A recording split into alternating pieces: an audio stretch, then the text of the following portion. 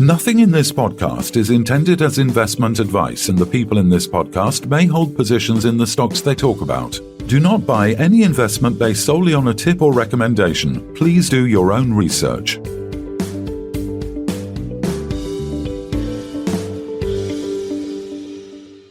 Hello and welcome to the Sunday Roast. It's Sunday, September the 18th, and the country prepares itself for the Queen's funeral. It's somber times right now, Kev, over here. Yeah, I can see, obviously, the news is totally dominated by that, and rightly so. I mean, it's been such a long time, 70 years, and once this is completed, then we're going to be back to normality and talking about new Prime Minister, energy crisis, etc. So how do you see all that going? Yeah, I mean, the world's getting hotter and we are in that energy crisis, you say. It feels like everything's broken at the moment. Just getting things done in general, it seems to be getting harder. Truss has started to address things by capping energy bills at, was it £2,500 for a typical household, which is going to last for a couple of years at the cost of 150 billion to the taxpayer. But she hasn't announced plans for businesses yet. So there's a lot of things up in the air at the moment in terms of if you're running a business, you hear of chip shops who are paying annual bills of 17,000 currently, which could go up to 100,000 for their energy bills, which is completely unsustainable. So she's got to do something for businesses as well. She's done it for the households, and she's also announced the resumption of fracking as well. I mean, what are your thoughts on the whole fracking thing? Yeah, I mean, I think we've got so many regulations that it's probably not such a bad thing that we allow it under certain circumstances. It seems sensible. Do you think that'll tackle the root cause of it, though? Do you think that's the answer, to just bring back fracking and stimulate? No, I mean, we've already said this about there's enough oil and enough resources in the North Sea for a start with oil. But actually, we've got to go to a green economy. I mean, it's the way the world is going, isn't it? Okay. And you're talking about the big problem that we've got also with plastic waste and the different things. So how are we going to deal with it? I mean, the war in Ukraine and the spike in these natural gas prices have just underlined the benefits of switching to green hydrogen, right? Because it really is the only net zero energy gas out there. So we're going to introduce today two people that are, leading experts in it. We'll welcome Aleksandra Binkowska, CEO of Hydrogen Utopia International, and Keith Riley, interim chairman and acting CEO of Powerhouse Energy. Welcome both. Good morning. Hi, good morning. How's things? Morning, guys. Good morning. If I could just pick up that theme, you see, I think the damage has really been done in this country years ago, because we've been a long time with no real energy policy that has had any continuity or consistency.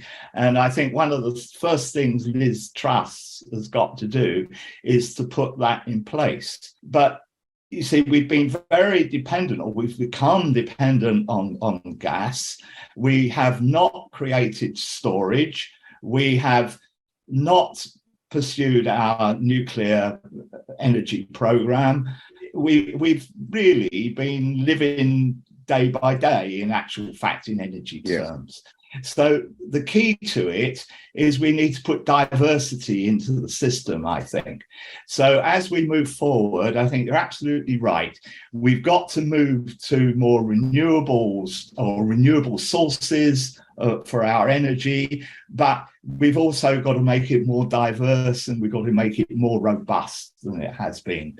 And it's going to take a long time to get the nuclear stations down. I think fracking is a medium-term thing. We can do it very quickly, but we've got to understand that in the long term, fracking will have to go, because essentially we're using fossil fuels again. So it will have a window, I believe. And in the longer term, we've got to bring in a much more sustainable energy basis for our economy.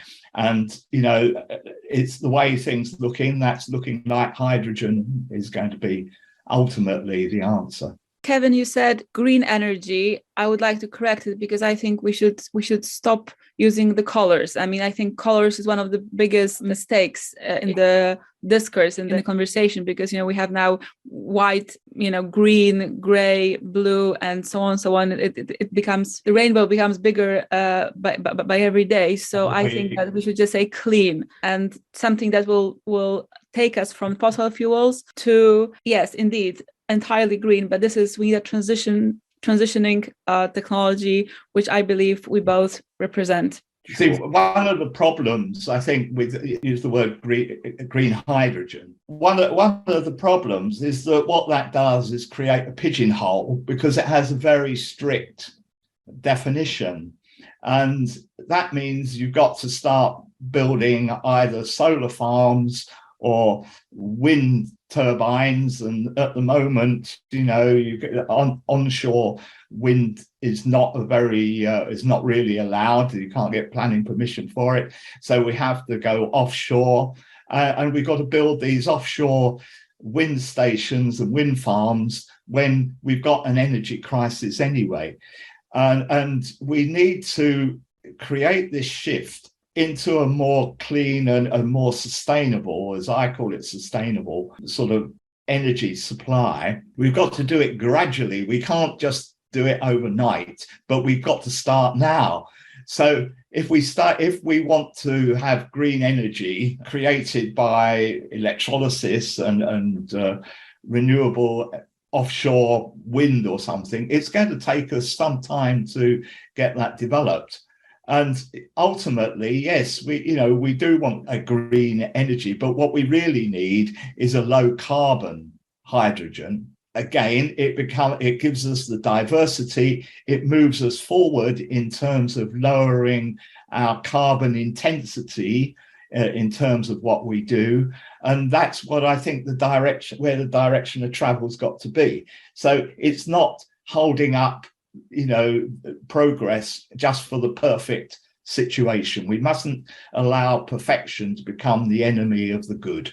Yeah, I think this is one of my most favorite quotes of Keith with the perfection thing, because it really is the case. I mean, if you look at the electrolysis problem now, even Ireland, you'd think, oh, it's raining there all the time. They're having problems with water, with drought. So you need a lot of water for electrolysis. So what do you do there? That's why we need, as Keith said, diversity. The good news from my side, not to be so bleak from early morning, is that yesterday you announced a 3 billion hydrogen bank. Yeah, it is called this way, where you can actually borrow money from the hydrogen bank to build hydrogen projects. It's a new mechanism, and we all know that EU is not a perfect organization. It has its flaws. It has its delays, which we suffer from terribly, and maybe that's why some of you wanted to actually exit. And I'm speaking as a Pole, and you are all in the UK, so you could vote. I couldn't. But there's clearly, as Keith said,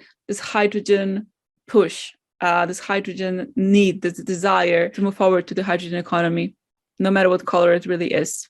Sure. Well, we need a standard that allows the whole development to move forward, that is not going to pick winners straight away, because the truth is, when government has tried picking winners in the past, and 9 times out of 10 got it wrong. So I think we need a standard that can be much more adaptable. We need this low carbon hydrogen standard. We apply that, we move the carbon intensity down over the years, and eventually we will hit a net zero position. So should we talk about some of the recent news flow for both companies? Obviously, there's in the announcement to market about the proposed joint venture for a non-recyclable waste plastic to hydrogen facility at Konin in Poland. Keith, do you want to tell us your thoughts on that and what it really means for both companies going forward? Yes, right. Well, what we have done is to create a joint venture, or we are creating a joint venture. It's not done yet. We are creating a joint venture between the two companies, and it'll be a 50-50 joint venture. The negotiation up to creating that joint venture is an arm's length thing. It's like a normal commercial negotiation, but at the end of the day, we end up with a special purpose company that is being set up to develop the project, and the interests of the two companies become aligned because there's no conflict of interest between the two companies because they become aligned within the joint venture and company, the SPV. And it's the SPV that has to make the development, put all the planning applications in place, get the permitting, etc. done, and then run the business.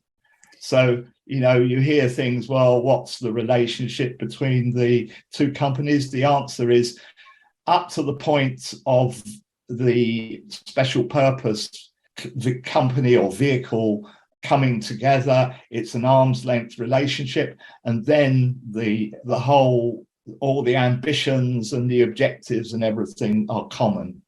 And that is to get the project done and to operate it properly.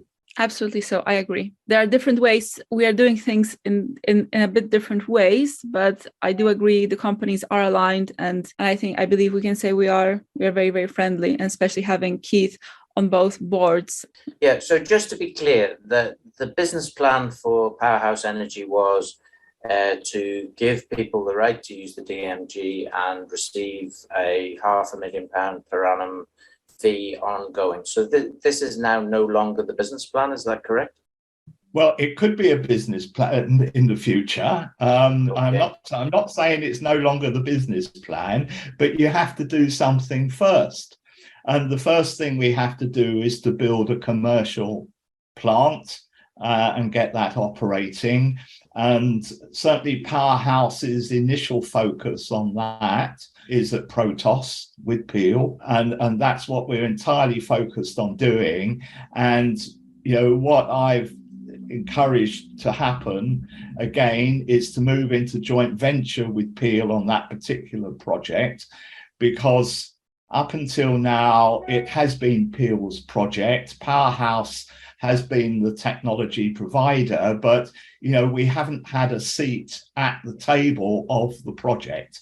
And I think particularly in the early days of developing this technology, it's very important that we influence the project and how the project comes together. And, I think it's actually very difficult for a project developer to work sort of arm's length with the technology provider in this particular case. So what we hope is that, having bring that together, we can now conclude the design layout, the construction contracts, etc., on the Protos plastics to hydrogen project, get it financed and get it built. Once we've got this established, right? So this is the one particular technology, call it technology, methodology of producing the hydrogen. Once we get that, then we can start to license it, etc. I think it's very difficult to license something when you haven't got your commercial the commercialization of it. So what would you say if I said to you, well, what on earth have Peel been doing for 3 years? I mean, I was I think they've been very busy. Now, I have to say, they went down a couple of blind alleys, which wasn't necessarily their fault. This happens from time to time, and you can see it in the wider waste industry. This has happened where the contractors can't, they're up for anything, but they can't necessarily deliver what you want them to deliver, and you don't find that out until you're in the process of trying to deliver it. So we've had that. So we've had a false start, and we haven't, but Peel have. And this is going back now 18 months ago, where they had to change the project team and the approach to the construction market. And it's taken us a year. We've been working with them, although we've not had this formal project structure that we're now working towards in place. We've been working with them, and what we did was to change the whole approach to the construction market. We wrote lots of specifications. There's a lot of very boring work that's gone on in defining the project and defining it. We've continued to refine the design of the kiln, of the conversion chamber that actually handles the plastic, and that's moved on, and it's taken us a good year to do all of that, you see. When do you think the SPV will be finalized, or has it been? I'm hoping the SPV will be finalized within the next few weeks. So we're working very rapidly with the lawyers. Some of the documents have already been done, and we've announced that. The main documents are still to be finalized, but they're all in draft. And once they're finalized, we will announce them to the shareholders. And what sort of cash input are you going to have to put into this SPV for it to all happen? Well, you see, what we're dealing with at the moment is up to financial close, and actually on Protos there's not much more to put in. You know, we're refining, we've done the heavy lifting now on Protos, I believe. So, you know, we're talking in thousands rather than anything much up to financial close. Once we get to financial close, we're talking to the financial markets, and it will remain to be seen just how that will be structured. I mean, you're happy then that Peel will get this done with you guys, and also then move on to the other sites that it's agreed it's going to start. If I have anything to do with it, I will make sure Peel get this done. Okay, so moving to you, Aleksandra, about the Irish one then, because obviously the Irish one now is the joint venture between yourselves and Powerhouse Energy. So tell us a little bit about that. Yes, I believe that Keith, who is a giant in the industry, has his own way of doing things in a very proper way. And HUI is more of this company that tries to make this technology world famous. And that is why I can talk about Ireland. Of course, Ireland is also out of documentation. There's a sublet agreement being drawn up. There is, as you know, there's joint venture with Powerhouse, you know, engineering, which I believe, you know, I think this should be completed in 2 to 3 years. I really have no idea what will happen to the war between Russia and Ukraine. Who knows? So you asked me about the timeline. I can tell you that pretty much. But my focus has been lately United States, as you probably heard and read. I've been traveling to the US and trying to promote the technology over there, because what I actually believe is in finding a big partner who would want to develop it with us at a massive scale, right? Prove it and develop it. So if you think of Peter Thiel, right, who just invested $500,000 in Facebook because he just thought, you know, it's a joke. Like, let's give this kids $500,000 because, you know, I'm bored. So, you know, whatever. I mean, I'm searching for a Peter Thiel in the US. So Ireland is very important. Poland is very important. These projects are going on.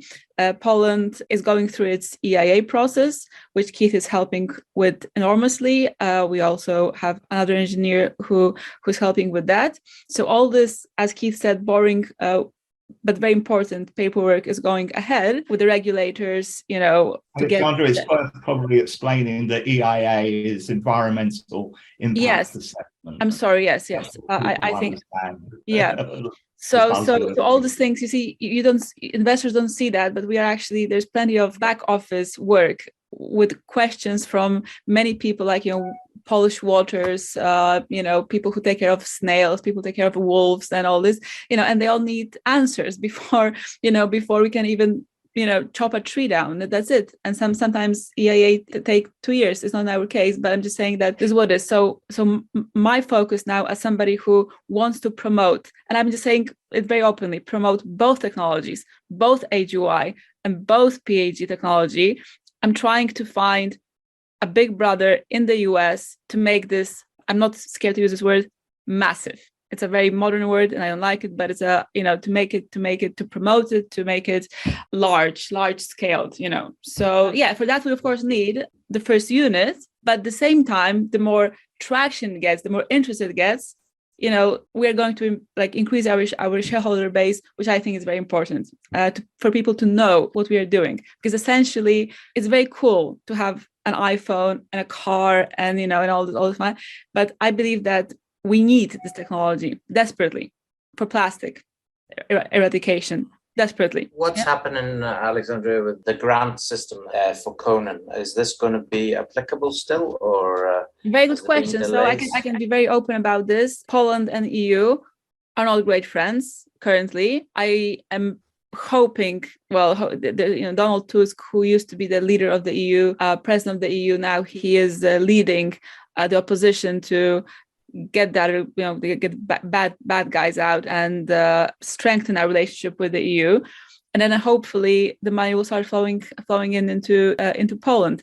But when it comes to the JTF fund, which was also delayed by 2 years, it's going to start in the beginning of next year. And this I know because, as I mentioned before, I never wanted to stand on a very wobbly Polish leg, because Poland unfortunately chose a government that made us a pariah in the EU. That's why we have Greece as well, and Greece is open for calls for JTF from 1st of January. So this is where the grant starts. When it comes to Poland is to sort out its problems with the EU. And it's simply just not easy. Although we've welcomed 3 million Ukrainian refugees, we were hoping that this will kind of smoothen things out. It hasn't. EU has its own problems, internal problems. Ursula von der Leyen wanted to go ahead with the JTF funding, but they blocked her for Poland. So that's all I can say. It's in Poland. It is a situation. An issue in Poland, but at the end of the day, this, from a commercialization position, and this is a question that many investors have asked me, so I'm asking both of you. From a commercialization point of view, what sort of roadmap or timeline do you think we can give to investors that, commercialization of this product will happen? I believe 2 to 3 years, and Keith can confirm it or deny it. I think I'd be very happy with that timescale. Yeah. I hope we can achieve better than that. Actually. Yeah. So this is the thing. We decided to. Nobody expected. I mean, I think maybe the smartest analysts haven't expected the war, which changed everything, right? So it also the supply chain issue. If you look at any company that is doing what we are, or trying to do something similar, or trying to do, or whatever, to build a car even, it's a disaster. So how can you put a true, fast deadline on something where the world is on fire, basically? Because the world is on fire. Just yesterday, Azerbaijan and Armenia started a war again. If you think about this logically, we're trying to build this in very, very difficult times. Had we started 10 years ago, I think in the golden era, great times before COVID, would have been better. But it is what it is. I think we can make a lot of progress prior to that, though. Exactly. There's obviously going to be a roadmap, and I think this is what the investors want. When is this? When is that? When is the next thing? And it's likely, by all accounts, now to be in Protos by the looks of things. But what I think we have to just say that we are making progress. So PHE, I'm not going to talk about PHE, but HUI has its testing rig in Nijkerk in Holland. We've announced it. They'll be doing more testing, ordering, and then trying to then test other parts of the unit. So there is work going on, right? And we'll be able to announce progress on a system. So when you're asking me when the system will make money and when people will get dividends, then it's a different story. But when we will actually say, actually this part works and this part works, and Linda made progress and Aleksandra will make progress from HUI side, it will be much earlier than that. We'll not be sitting here for 3 years and not informing you about what is happening. I think it's worth stepping back on the technology for a minute, because we've referred to the two technologies. Just to give a little bit more background on that, what HUI has done is to give itself a choice of processes. So they're not mutually exclusive. So you don't, if you do one, or obviously on one project they're mutually exclusive. If you build one, you won't build the other.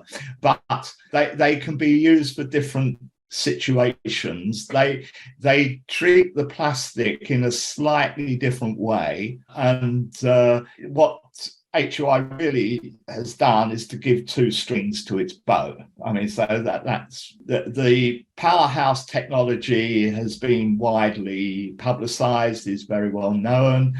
The other technology that Aleksandra's alluding to there is with Elektron in Holland, who are doing the design development. And as she just mentioned, they're now at the situation where we've got the test rig ready and it's ready to go and be at least the first half, because the big difference is that whereas Powerhouse sort of deals one temperature regime in the way it deals with the plastic, it uses one temperature regime.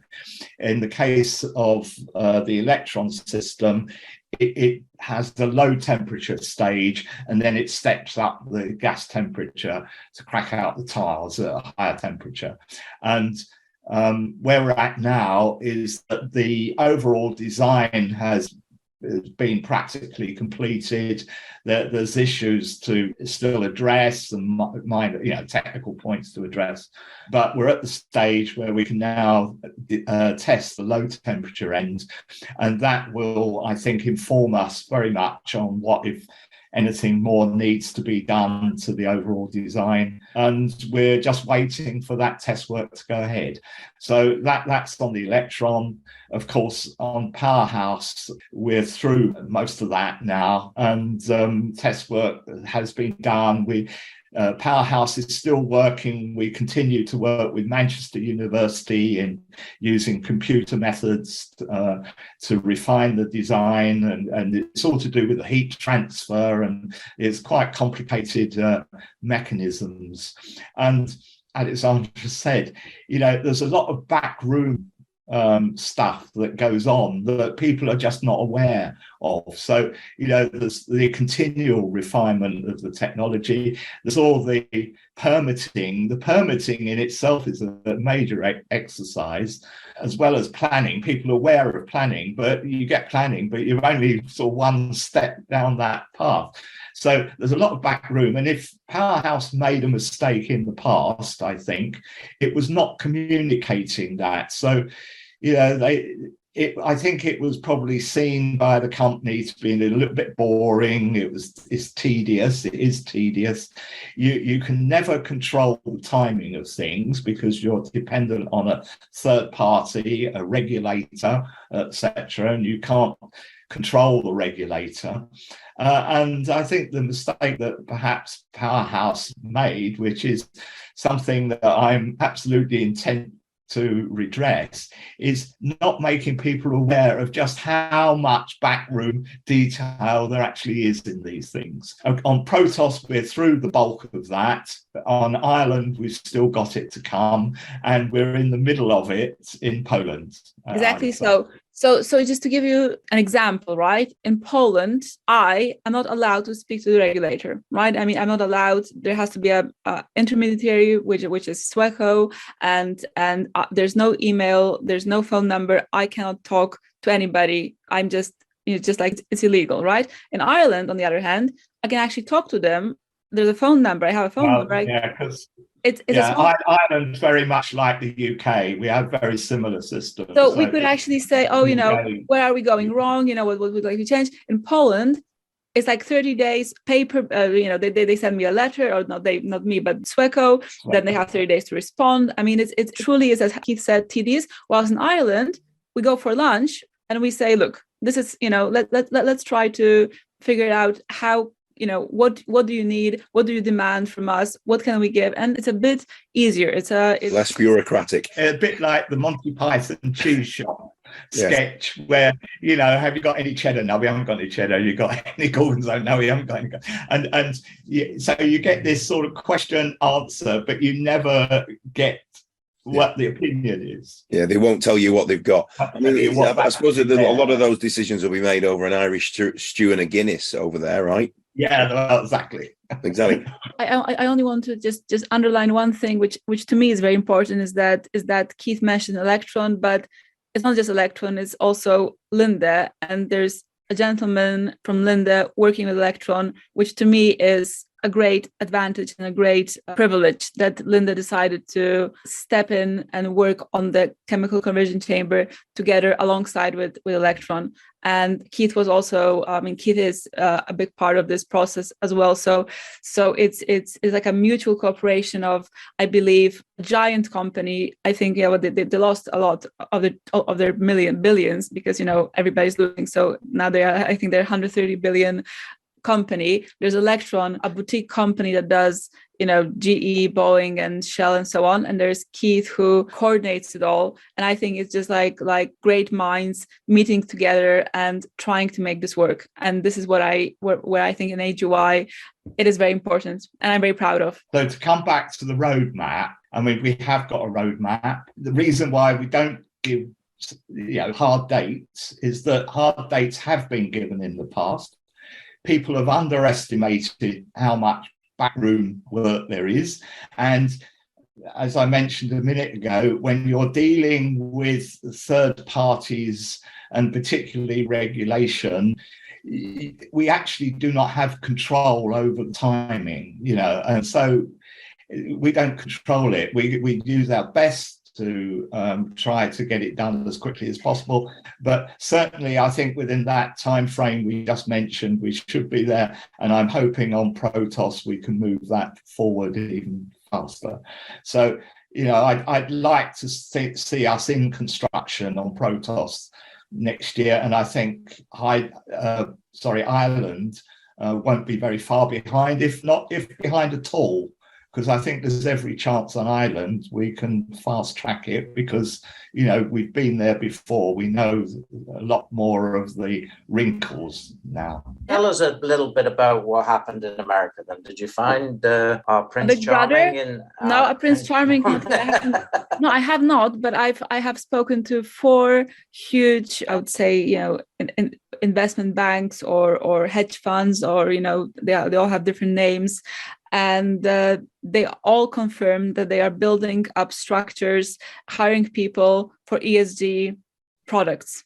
And our product, whether this is PHE or HUI, it ticks their boxes. So they also are more and more aware that wind and solar is not the only solution, because they had problems in Texas, when all their windmills just basically frozen, and people, and then I was talking to a woman who said that they have blackouts in Orlando, for example. Very interesting. So I have not met yet one, but there was a huge interest. I had a 5-day, very, very road show, and there is interest, and there's interest from retail investors, which I think, which was, clearly shown in the share price at a certain point when I was in the States. You could see this, like a small spike, and then there was interest from institutions. When it comes to the US, you must go there frequently. You can't just go there once and disappear. They want to see you. They want to see you coming back. They don't want you to disappear. We are on the OTC markets, we as HUI, I said, which allows American investors to invest in European stocks at home, which is important to them, because they don't want to go to AQUIS or even AIM or whatever standard. They want to invest at home, and this is what HUI has done. I mentioned it in one of my little videos, that a city, Norfolk in Connecticut, where there's a gentleman who runs 7 counties, right? And he said, you see, for me, $30 million, $40 million, or for me, or for us as a county, is nothing. We are paying a tipping fee, which they call it in the States, of $150. We need to, this is a great project, it's a great system, yeah? But of course, it's going to work. So we need to make sure that we can say, yeah, it's going to work, or somebody's going to take the risk and be a Peter Thiel and say, right, I'll just do it, and let's see what happens. I'll be a billionaire or not, Yeah. Okay, so I'm going to ask you both sort of the final wrap-up question, which has 2 parts. First part, what percentage are we sure these systems are going to work? Okay. And 2, how do you see your market capitalization, especially PHE, currently sitting at £63 million, was many factors of that over the last number of years. Why should somebody invest? So was ITM, 4 billion. Before Keith goes on a very important, speech about technology, I'll just say one thing. In the end, it's Mother Nature. This is what Keith told me many times, is Mother Nature. But when it comes to the devil lays in the detail. And this is the thing. So in principle, it has to work. I mean, there's no way of it not working. But of course, we have to do with oils, with tars, with small things, small and big things, right? So it's all up to, somebody asked me in the States, if you could just build it in a couple of months, I would say, yeah, give me $1 billion, give me a, million engineers, and they'll be working day and night, and, it will work. Because it's all about resources in the end, human and financial resources. We don't have this now, right? That's why it takes time, plus long lead items. But in the end, you know what I mean? So anyway, Keith, now this is over to you, because it's... Well, I think you've answered the question very well. That's a real cop-out, Keith. Come on. No, well, I'd reverse it and say, try to stop it happening. We put the plastic into this temperature, this high temperature regime, try to stop it doing what it's going to do. And as Aleksandra just said, we pay our attention to isn't the main process, because that will happen. Nature will take its course. The laws of physics and chemistry will apply. What we have to look at are these things that mess you up, and so you have got the possibility of producing tars that can gum everything up. So you have to design so that if you do get tars producing, it doesn't actually close down the system, it doesn't clog up, So what we spend most of our time doing is thinking about all the secondary things, not the main thing. And so I'm pretty confident, I'm very confident that this will work. The bulk of the system is very conventional. It really is just in the thermochemistry of the process itself.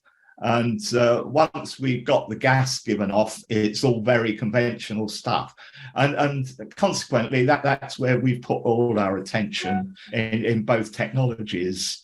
And Powerhouse has already done a lot of testing. We've got a lot of testing there, and we continue to do more work on that.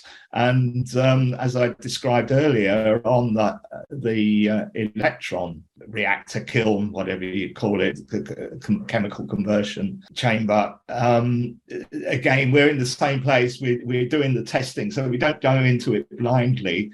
And what the testing will do will tell us what adjustments we need to make. And, we do risk assessments. There's a lot of engineering review. So all this has gone on and continues to go on. So we have a very high confidence in it working. So what's your view then, Keith first, and then Aleksandra on your... I think... Powerhouse is a really good buy at the moment, we've got a future here. I've mentioned before, it's not just necessarily in plastic. We can apply this technology in other fields as well. And indeed, we can extend what we do with the syngas that we produce. We can do other things with it. And I described it, I think, in once as molecular reconstruction. That's what we're really in. We break down the molecules, we rebuild them again. There's lots more that can happen yet. I think it's a strong buy, especially now. You see, you can never. There's certain parts of Europe where solar really works, right? Where wind you can never count on. You can actually count on fossil fuels, right? You can count on oil, on gas. You can count on coal, and we can also count on plastic. This is the whole thing. So plastic is another source of energy that you can always count on, because it will be always produced. We will always need it. And I think it's genius, actually, because you can't count on renewables everywhere. Droughts, as I said before, droughts can destroy the green, hydrogen. One of the most stupid things that, and I'll say it out loud, and, the mayor of Warsaw decided to install solar panels on every governmental building in Warsaw, right? And we have 28 hours of sunlight, 28 hours in December. I mean, if he wants to believe that all the computers and all the servers and everything will work on that, good luck to him, because he will be still totally dependent on coal, which we have to phase out, and on whatever else, which are fossil fuels. That's why he needs something which is base load, which plastics are. He needs some serious vanadium batteries, I think. Otherwise, he's in trouble. I mean, it's just we are with Keith and I, and Keith for of course for a much longer time, and I'm just green, really. I mean, in comparison to Keith, but you are dealing with people who have been told certain things, an agenda that was set up for years, and then suddenly people decide, oh my God, we made a mistake, and 50 years later, look at what Germany has done 40 years ago to itself. Tying themselves to Russian gas, forever. And now what? And now they are importing gas from electricity from Poland, and they are shutting down their nuclear power plants. So my take on the whole thing is that this technology is needed more than ever, okay? And not just because of the energy crisis, mainly because of the plastic crisis, okay? Because the reality is that even though we joke about, oil has to be limited and so on, we're actually making more plastic now than we ever have. And we're going to continue to make more plastic than we ever have. And what you need to make plastic, you need oil. Okay, so, the reality is that this solves a huge problem. The plastic has to be dealt with in some way. If it can be dealt with to produce an energy, whether that's hydrogen, whether that's heating, whether that is irrelevant in a lot of ways. But yes, the hydrogen economy, we're going to be running with hydrogen buses, I think, going forward, hydrogen trucks. All of those bigger vehicles are going to be run by hydrogen in the future. How are we going to produce that hydrogen? How are we going to produce that hydrogen from normal sources? It's almost impossible for us to do that. But actually, with these systems and hydrogen from plastic, it's like a total circular economy that solves so many problems and fits in beautifully with oil and the fact that we're still going to need oil for decades. I mean, there is no doubt about that.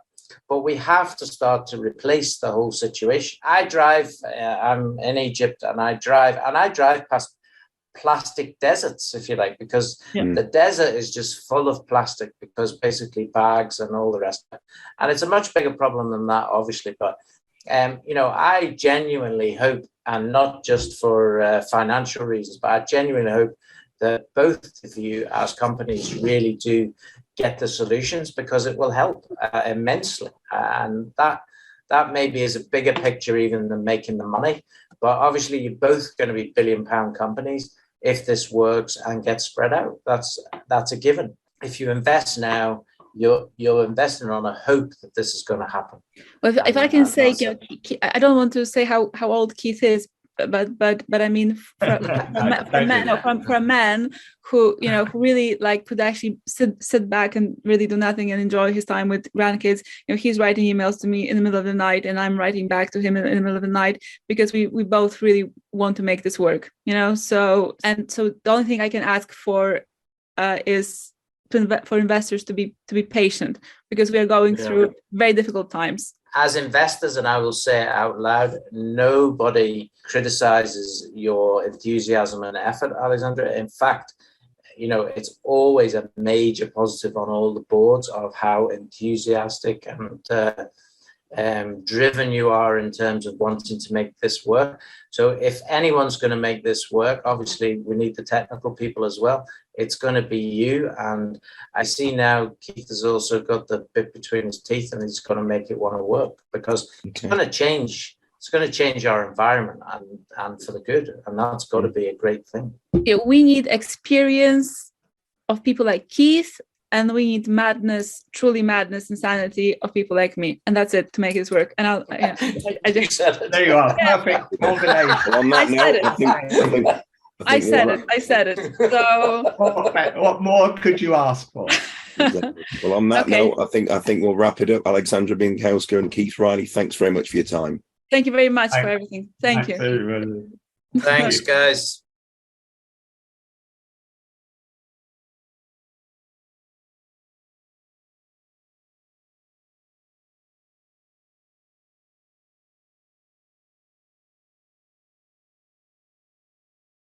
How's the week been then in general on the markets? I mean, I'm starting to see some liquidity come in, and I'm starting to see some stock actually reacting to news. We've seen some do 50%. We've seen some of the oil and gases do 100% on news. So what do you think? You think things are looking up, or do you think this is just a temporary blip? No, I think things are looking up because I think ultimately things are massively undervalued, especially in the resource sector that we mainly follow. I mean, we had Mast Energy on last week on the Sunday roast, and they had a good week, 2.5p last weekend, now 3.5p. And it's solid there. I think it will stay there and keep on going. You know, it's tightly held. Kibo owns 61% of it.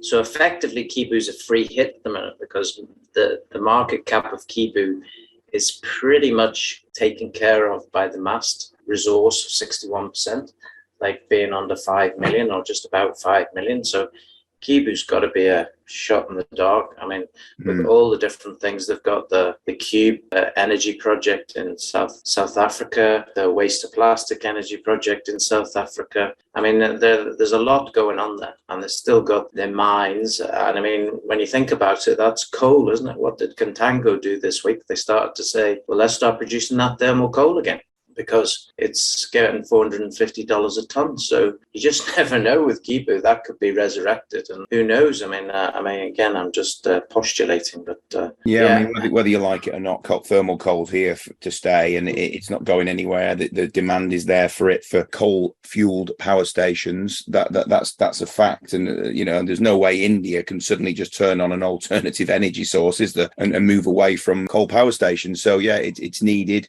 Obviously, the Russia thing that has you know, the legalities around buying Russian coal has obviously then moved coal back up into a different price bracket, more in line with what we'd seen earlier in the year. But it certainly seems that both thermal coal and coking coal / met coal are still in demand, and there's not a massive supply of it. Yeah, and I mean, it's not just going to be India and China and the rest. I mean, the UK almost certainly will use coal this winter. Europe probably will have to use coal again, take the mothballs off the coal power stations, because it just doesn't have enough gas. You know, there were stories there today in the news about the Germans have actually had to sort of repossess the refining capacity in Germany because it was owned by Gazprom, someone else, because otherwise Berlin, I think it supplied 54% of Berlin's petrol and diesel, and basically if the pipeline shut off from Russia, then basically there's a good chance they'll try and mothball that refinery. So yeah.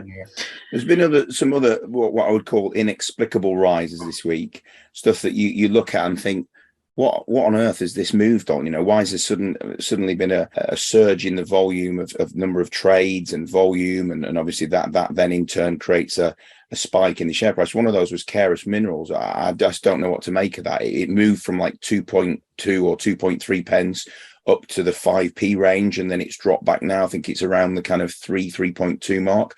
What do you make of that one? I don't know, really, to be honest. It was a bit of a weird one. It was a bit of a weird one that it came back down, to be honest. Not that it went up, because I mean, I still see it's vastly undervalued. There's been all sorts of rumors that EV Metals are going to be using it as a conduit to bring stuff into Europe. So, you know, I did think that was them building a position, but then it came flying back down on maybe not as big a volume, but similar volume. So I don't know. I mean, I think we're going to get this more and more now as we move forward, because there's so many shares massively undervalued. So I think they're starting to move rapidly and then maybe move back and then start to build a slightly higher base. I mean, I think it has now got a higher base, because they had it really got smashed, didn't it, because of the issues with the army base on Cyprus, which basically meant that quite a lot of the resource is now not going to happen. Yeah, so, the MOD rejected the planning permission, didn't they,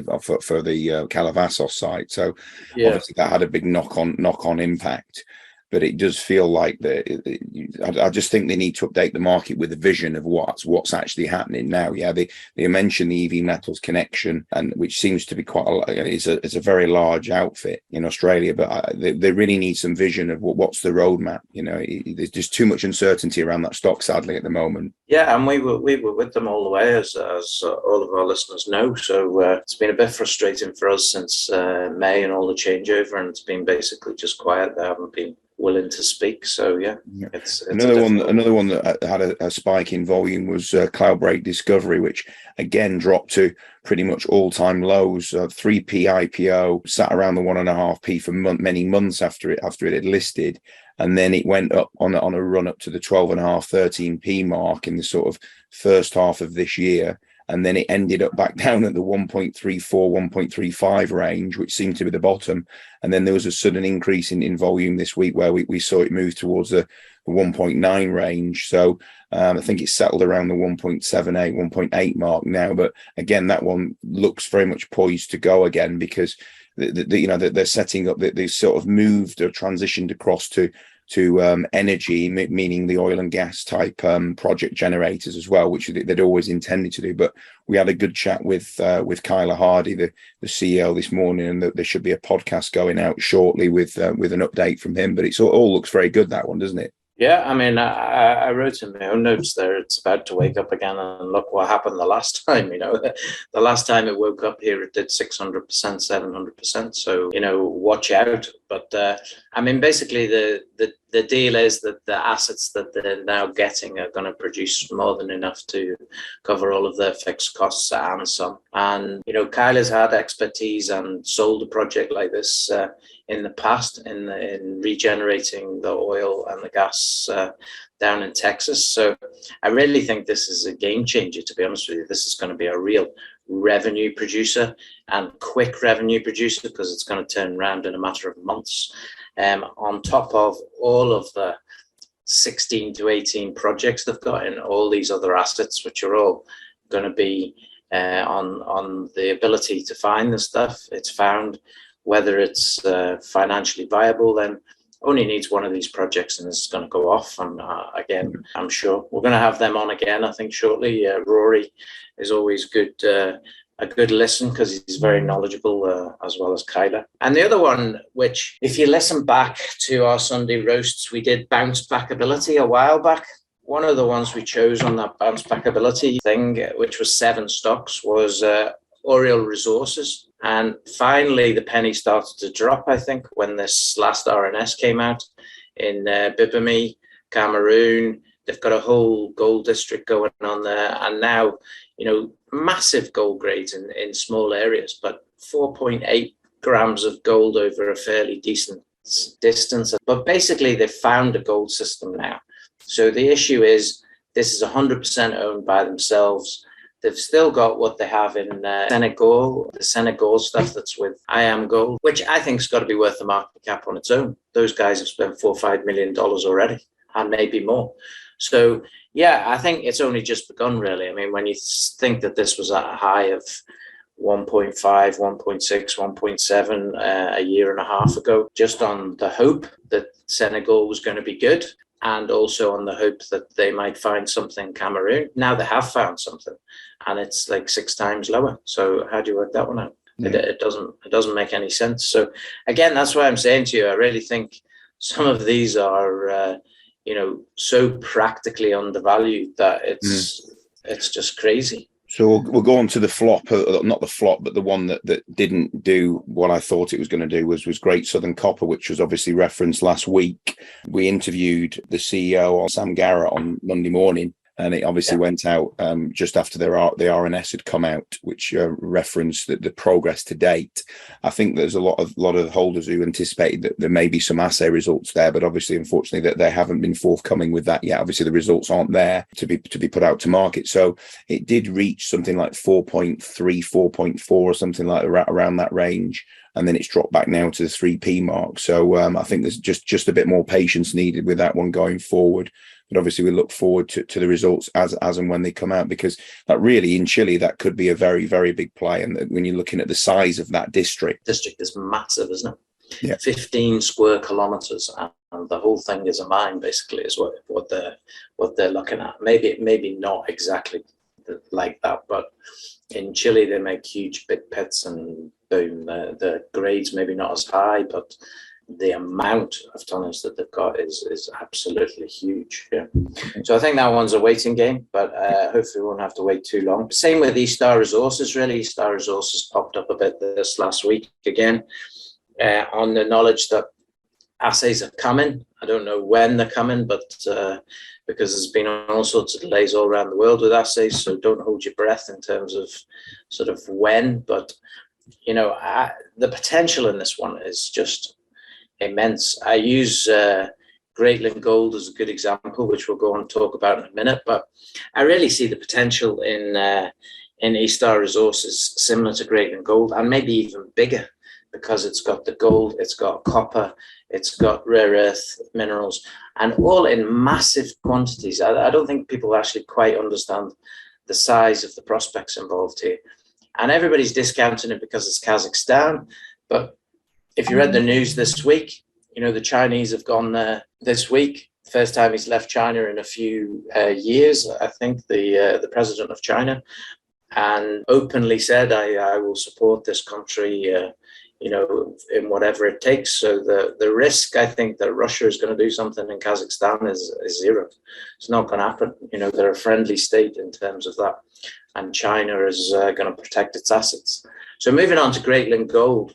What were your thoughts? Because for me, this was just an amazing deal. It was amazing. The market hasn't really respected it. I don't think I'm sure it hasn't, because it's around the 8p mark now, which is obviously what effectively they secured the funding at, and then their last raise. So in reality, yeah, they're fully funded for Havieron, which is amazing. I think that, you know, Sean has played a blinder in retaining that 5%, which obviously they put their value on it. Newcrest put their value on it. It was kind of almost like a game of poker, wasn't it, going on, really, was what it was. Yeah. But obviously he'd seen their hand before he'd shown his hand. So ultimately, it's great news. It's de-risked the whole thing massively. It's got some massive backers behind it, obviously in the form of the 3 bank, Wailu Metals as well behind it, which is obviously is owned by apparently one of Australia's richest persons. And yeah, it looks really, really good. And I wish, you know, I think what Sean has done there to come into a company that really didn't have much vision and direction before he got there,